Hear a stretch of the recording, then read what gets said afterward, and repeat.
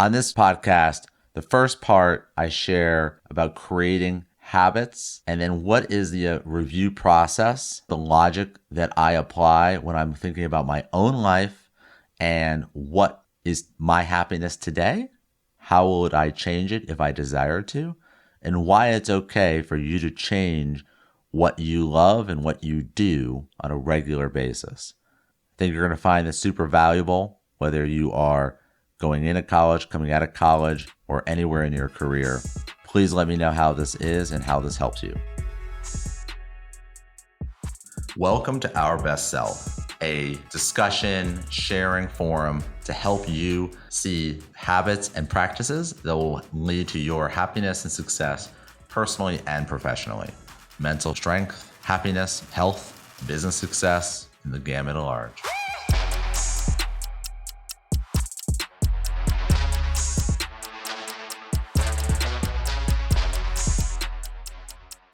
One of the things that I have been focused on is trying to create and change my habits.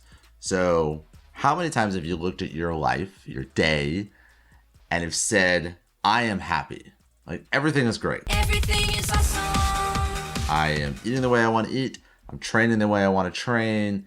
I am working with the people that I want to work with in my life, and I'm creating and building things that I am super proud of. Now, those could be paintings, could be buildings, could be technology, could be anything. But how many times do we think back and we say, yeah, that's exactly right. Everything's great.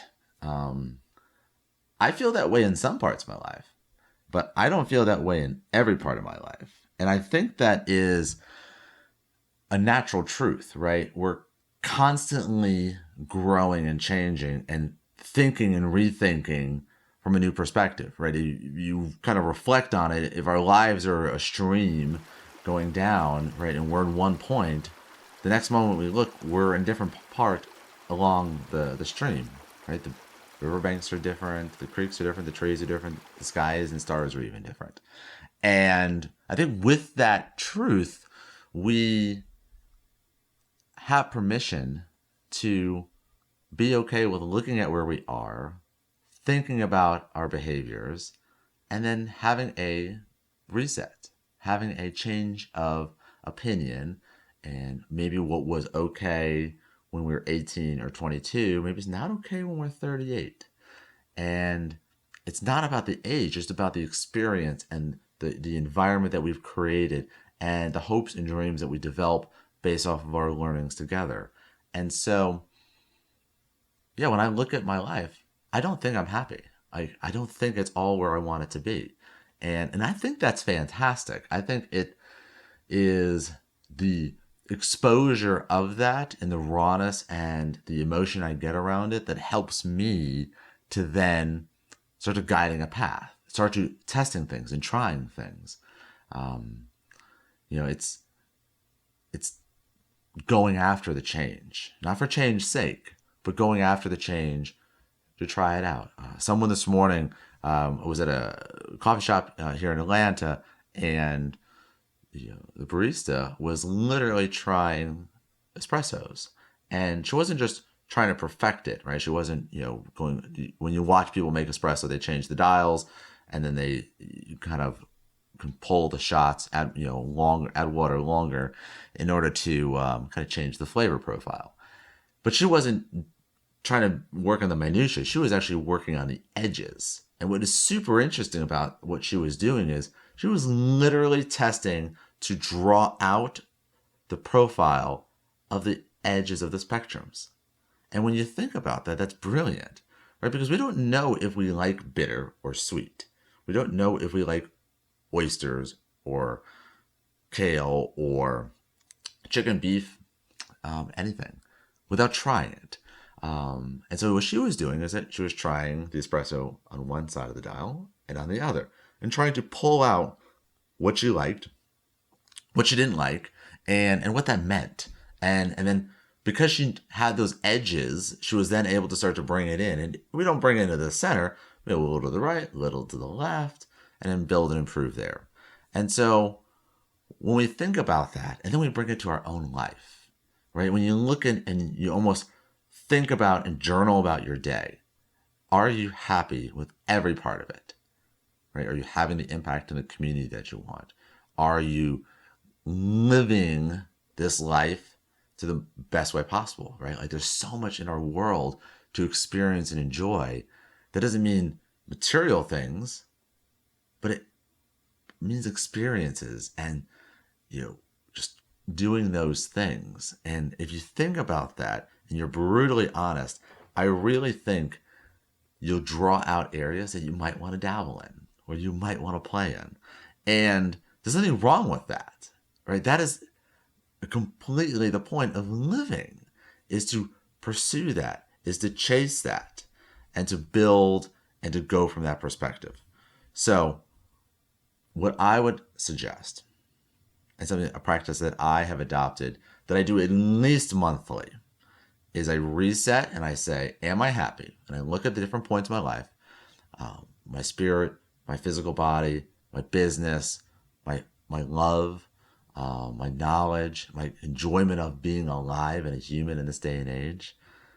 And I just see where I am, right? Am I happy or not? And then if I am, what are the attributes or habits that make that happiness for me, right? Is it the playing with my daughter and a certain, is it with the Legos and is it the crafts? Is it, so it's the interaction that I love, or are there other things?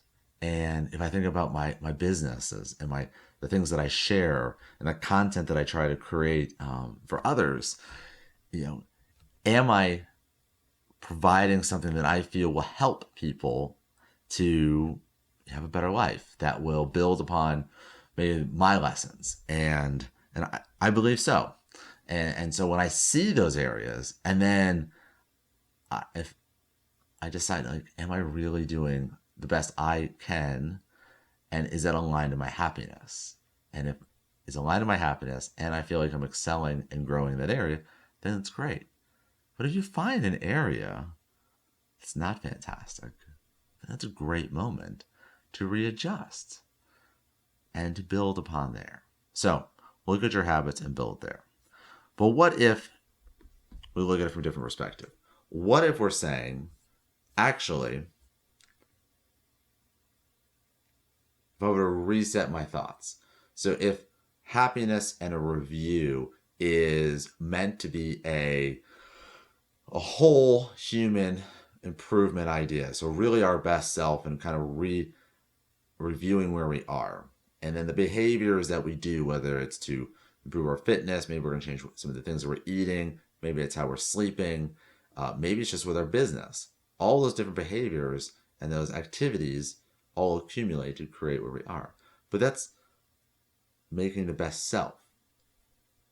What if we were to look at how do we create a habit for our business? And I want to take a second here because it's a bit different approach when we think about our content and our business and how we all bring this together. And so when I am looking at the habits that we create, in today's day and age, we're really focused on creating content that we can share and distribute, that others can build and gain value from. And the idea is, what if you created a habit around producing content that you suspect is valuable based on your expertise and your experience, and then you give it to the world? And what if you did that every day? And what if that everyday behavior started highlighting where you really were giving value, where people really were embracing the output of your creativity and of your desire to share? I think something interesting happens in this kind of a habit reset and creating this for the long term. And I heard a challenge. So one of the individuals that I engage with, had a chance to work with him in New York and, kind of share my ideas and kind of get his feedback. And I get to exchange ideas right now online with like D-Rock, but Gary Vaynerchuk, focuses on brand. He focuses on marketing and creating an impact using those technologies, such as online media. And one thing that he raised in a recent piece of content was, what if you took the next 60 days to not only try to create content, which is a challenge alone, but you create content specifically designed to give value to somebody else without trying to sell something or trying to hook them or do anything else, but literally create a piece of content, publish it, give them value, and drive traffic towards it. And the reason I attach a few of these elements together is I think in order to be truly insightful and interesting, we have to pull that information out. I want us to think about this challenge. And this challenge is not just creating content, because I think a lot of people can create content and you can be like, oh, this is super valuable. I think I'm just going to share it and it's going to be lovely. But I want us to share content that's valuable because that's part of the challenge that Gary Vaynerchuk put forward. But I have added, not only are you going to create content that's going to be valuable, you are going to create and publish it, which for all those creators out there, you know what I'm talking about. And, we make something and we may not share it. I want us to share it. This is part of the challenge. You have to share it. But then, just because you posted it in the big wide internet doesn't mean anybody's going to find it. So the third part of the challenge is you have to drive traffic to it.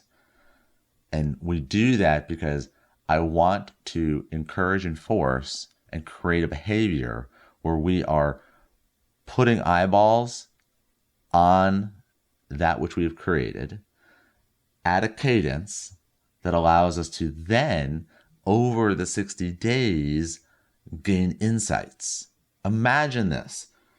Every day you create a piece of content. You might write something amazing. You create a video. You create a painting, whatever it is, a song.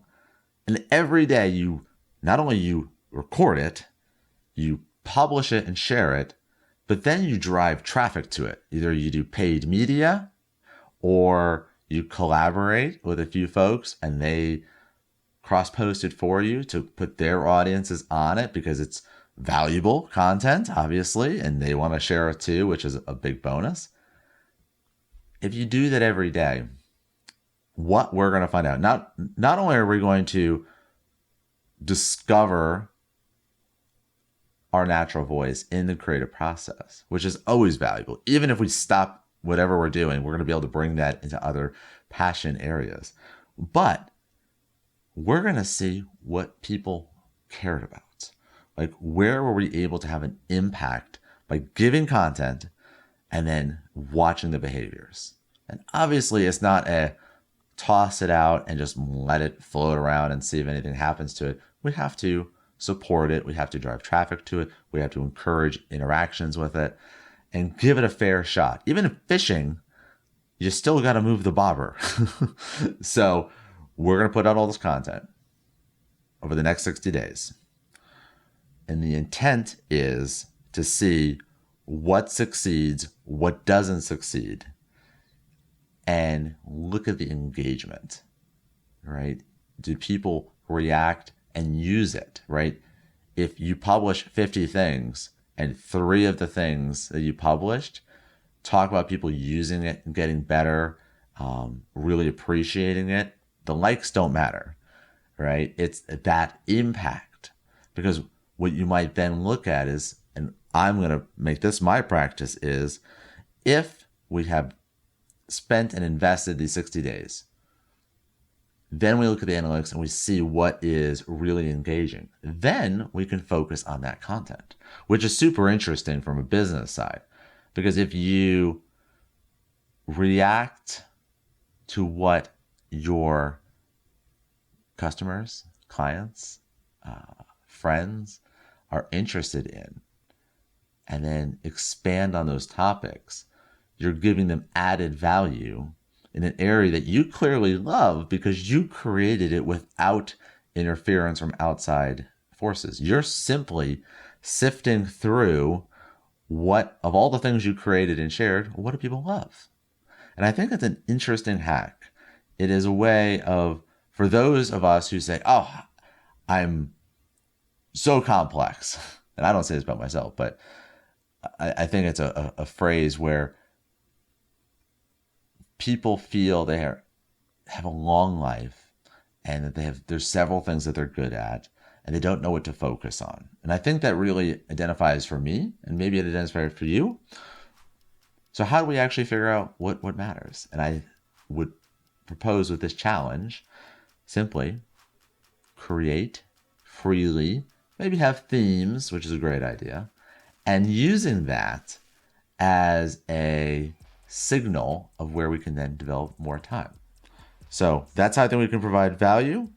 We're going to be able to get in a habit of creating content, sharing content, and delivering content. And I think if you do all those things, the one thing you're going to do for sure is you're going to create a great archive of things that you love, that you feel others are going to benefit from, that will be evergreen and forever available. So I hope this is helpful to you. I want you to go and do it. And I think everyone wins in this equation. And as D-Rock, who sent me a message about my content creation journey, he said, go, go, go. And I couldn't agree more. So let's go, go, go and see what happens. Good luck. And let's see how the adventure turns.